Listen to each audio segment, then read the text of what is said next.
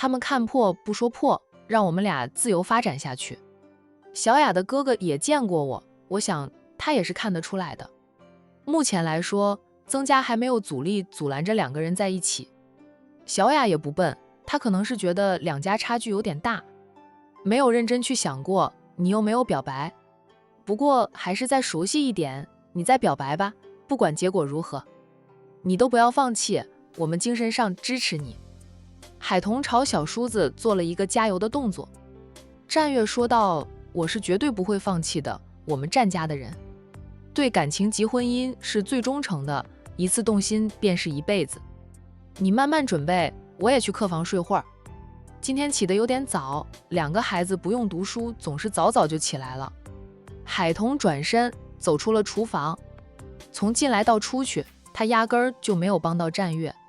战月也不指望嫂子帮忙，在兄嫂的家里能看到兄长做饭，很少能看到嫂子们下厨的了。不是嫂子们不想下厨，是宠妻成瘾的兄长们舍不得让他们的爱妻下厨，说厨房里又热，油烟味重，做一顿饭下来也累。海童出去后没有走回到沙发前坐下，而是问着宁云初，云初，你困吗？要不要上楼午休一会儿？宁云初秒懂他的意思，当即应着，我正是有点困，得去睡会儿。小雅，你要不要去休息片刻，或者看会儿电视？曾小雅浅笑的道，不用了，我不困，你们去休息吧。两位少奶奶应该就要去午休的了，为了陪她说话才一直没有上楼。那你看会儿电视，叫老八给你开电视看，奶奶很快就会起来的，她老人家午休的时间一般就是1个小时。曾小雅笑着点头，妯娌俩上楼去了。客厅里便只有曾小雅一个人，她略坐了片刻，起身往厨房走去。战月听到脚步声，扭头看见是曾小雅，他咧嘴笑，小雅，你怎么进来了？进来看看需要帮忙不？你两个嫂子都去午休了，就我一个人有点无聊。曾小雅近前看了看，问他，晚餐的食材都准备好了？准备的七七八八了，还有一点，我一个人就行。你出去看会儿电视吧。曾小雅说道，平时不怎么看电视，开着电视也不知道看什么，还是帮帮忙吧，有点事情做，容易打发时间。要不是答应了老太太留下来用过晚餐再回去，她早就告辞回家了。小雅，对不起，请你过来做客，却让你一个人待着。战月歉意的道，我兄嫂还有奶奶生活作息是比较规律的，到点了一般都要午休片刻，我爸妈他们也是一样的。曾小雅说道，应该说对不起的人是我，要不是招待我陪我聊天，海童姐他们早就去休息了。大家平时工作那么忙，难得休假2天，都想好好休息的。战奶奶作息规律才好，或许这就是你奶奶身体健康又长寿的原因吧。战奶奶保养的还很好，从外表看根本看不出来她都90岁了。战月见她要帮忙，便拿了一双干净的手套给她，免得弄脏了她的手。大家都去午休，也有其他意思，就是让曾小雅无聊时和战月聊天，这样两人就能独处了，并非他们待客不周，是为了给战月机会。晚餐要做多少道菜？你准备了这么多食材？曾小雅看到战月准备好的食材特别丰富，忍不住问了句。战月说道，人多又众口难调，总要顾及到每个人的喜好，便准备了12道菜。孩子们都喜欢吃的有4道菜，余下的就是我们大人喜欢吃的了。曾小雅爱吃的也有几道，总之今天在她家里吃饭的人，战月都顾及到了。曾小雅说道，你考虑到很周到，平时大家都忙，哪怕同住在市区里，却很少聚一聚，今天难得大家都在，热闹热闹，我自是要好好招待大家的。战月说道，我不太清楚你喜欢吃的菜，上次和你一起吃饭留意了一下，就给你也准备了几道爱吃的菜，也是我喜欢吃的。虽然从小吃着美食长大，不过我并不挑食，可能是小时候被奶奶要求学做菜时，自己刚学做菜肯定做得不好吃，奶奶要求我们自己做的自己吃完，吃多了特别难吃的菜，再叼的嘴都没有了刺儿，真的。我们个个刚学做菜时做的菜是真难吃，学上一段时间，慢慢才会好吃一点。等到我们做的好吃了，能跟外面的大厨屉比时，奶奶才会赏脸品尝我们做的饭菜。曾小雅笑道：熟能生巧吗？谁刚开始学的时候都做不好的，我也一样。不过我没有跟人学过，都是自己钻研的，或者网上搜索教程，学着做，做多几次就悟出来了。他还没有尝过战月的厨艺，不知道战月做的菜是否好吃。跟他比的话，谁更胜一筹？有曾小雅帮忙，两个人手上不停，嘴上也不停，很快就忙完了。战月让曾小雅洗了手出去做会儿，他刚才做了点信在烤着了，现在烤好了，准备端出去给曾小雅尝尝他做的点心。他做了好几样点心，有给孩子们准备的，做成各种小动物形状的，也有花朵类的。花朵类是给小雅准备的，还有一些其他款式。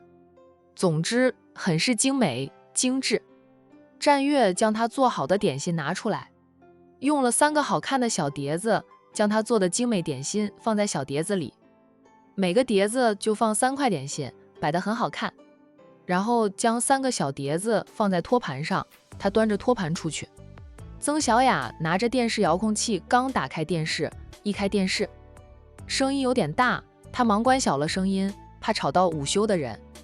看到战月出来，他随口问道：你平时都看什么电视？有好看的电视连续剧介绍吗？我平时也很少看电视呢。战月走过来，放下托盘，将那3小碟点心端起，摆放到曾小雅的面前。小雅，这些点心是我做的，你尝尝好不好吃，新鲜出炉的。曾小雅满眼惊艳，战月，你真是个宝藏，挖深一点总会有惊喜，你居然会做这么漂亮的点心，这么好看的点心，看着就让人食欲大动，肯定很好吃。战月拿来一次性手套递给他，他自己也戴上了一次性的手套，然后先挑起一块做成花瓣形的点心递给曾小雅，你尝尝好不好吃？曾小雅接过来吃了一口，慢慢品尝过后，她点头说道：好吃，甜度刚好，不像外面买的那么甜，还有淡淡的花香味。好吃，是真的好吃。战月放下心来，他喜欢吃就好。曾小雅一连吃了好几块点心，战月又给他倒来了一杯温开水。战月，你都可以开点心店了，做的点心又好看又好吃，能打败不少点心店的师傅。开点心店赚不到多少钱，我这就是爱好。闲时做些点心，自己吃的若有多会送给亲朋好友尝尝。你觉得好吃，晚上回去带上2盒回去给二叔二婶也尝尝。我做了挺多款的，还有儿童款，等会儿那几个小家伙起来了就给他们吃。在家里他们都有饮下午茶的习惯，下午茶搭配的点心有时候是家里的点心师做的，有时候是他们自己做的。奶奶要求他们全面发展吗？哪怕没有多大的喜欢，也能交出一张让奶奶满意的答卷。曾小雅笑道：我这是又吃又拿了，有什么你喜欢吃觉得好吃，就是对我的认可，我开心都来不及呢。你这样说我就不跟你客气了，等会儿就带上2盒回去给我二叔二婶尝尝。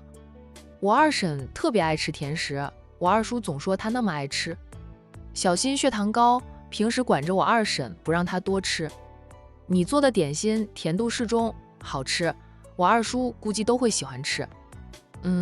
你带回去他们吃了觉得好吃，下次有空做了点心再给你们送点，等我住进万盛花园的房子和你做了邻居，咱们就可以交换一下各自做的美食了。曾小雅说道：那你可能要吃亏了，我虽说也会烧菜做饭，但厨艺一般般，吃不死人那种点心，我是一样都不会做，面包也不会做，只会包饺子和云吞之类的，没你这会么厉害。战奶奶真的太厉害了，把你们培养得出的厅堂，入的厨房，怪不得外面那么多女孩子想嫁入你们战家。他们未必是图战家少爷的帅气，而是图战家少爷的优秀。真的太优秀了，既能赚钱养家，又会做各种美食，还会帮忙做家务、带娃，不会当个甩手掌柜。曾小雅在心里想着，她越是了解战月，了解战家，搞得她都想嫁入战家了。就是两家的现实差距有点大，高价的苦，她吃不了，还是算了吧，能跟战家人做朋友也很好了。战月笑了笑，说道：“他们想嫁也要我们想娶才行，我们也不是很挑，只要能看对眼，合眼缘了，又能聊得来，三观正的话就可以了。家世清白，不一定要与我们门当户对的。家里长辈都很开明，可能是我们兄弟几个结婚都迟吧。家里长辈催婚催得厉害，甚至说过带个男人回家，他们都能认的话。”曾小雅扑哧的笑，父母是这样的了。我们太早恋爱，他们又担心，怕我们被人骗了；我们不恋爱不嫁人，他们又催，担心我们没有人要了。你家长辈不在乎家世背景吗？但你的几个嫂子全都是豪门千金呢，个个都和你们家门当户对的，没有一个是真正的灰姑娘，全都是有豪门背景的。他的嫂子现在都是当老总的人，真的没有一个普通人。就是看明白这一点，曾小雅从来不敢去想。她的家世对于普通人来说是很好的了，但对于战家来说，他们就是穷人，比不上，也不想去高攀。我大嫂进门的时候，她还没有豪门背景，都还没有和她大姨相认。我家长辈不都喜欢她喜欢的紧？别看我那些嫂子都是豪门千金，那么多大嫂，家里长辈最偏爱的还是我大嫂的，因为大嫂是要接管战士内宅的当家太太，长辈们对大嫂就偏爱一点，也是给大嫂撑腰立威。大嫂开朗平易近人，跟妯娌们都处成了姐妹，关系特别好。也是因为那些嫂子们都分散在各地，只有逢年过节才会回到悠悠山庄，回来就有大嫂给他们安排好一切，他们对大嫂只有感激的份，所以不会有斗争。奶奶挑孙媳妇的要求其实很高的，多少人都在说排得上号的豪门千金，优秀的都被奶奶挑走了。海彤姐很好相处，我第一次见到她就觉得这个人好相处，是很好相处，我们也很敬重大嫂的。曾小雅打趣她：“那你可有喜欢的人？你两个嫂子刚才说要给我牵红线，说给我介绍一个真正的优质男，我拒绝了，现在不想恋爱。你未婚也没有女朋友，他们更应该先安排你相亲呀。”战月说道：“我不是还有个七哥未婚吗？家里长辈是会催，不过更着急我七哥的婚姻大事。现在我七哥的人生大事得到了解决，他爱上了他生意上的死对头，两个人可以说是真正的相杀相爱。下个月就办婚礼了。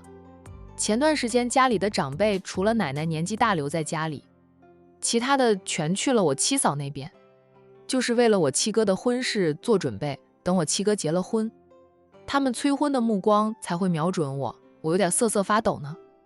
我要求不高的，只要我看对眼，跟我合得来，人品也不差就行了。还是我弟弟爽一点，他最小的现在还小，不着急，还能再玩上几年才会被催婚，到时候应该是我们这些当哥哥嫂子的催他了。”曾小雅羡慕地道：“你们这些堂兄弟的感情真好，比亲兄弟还亲。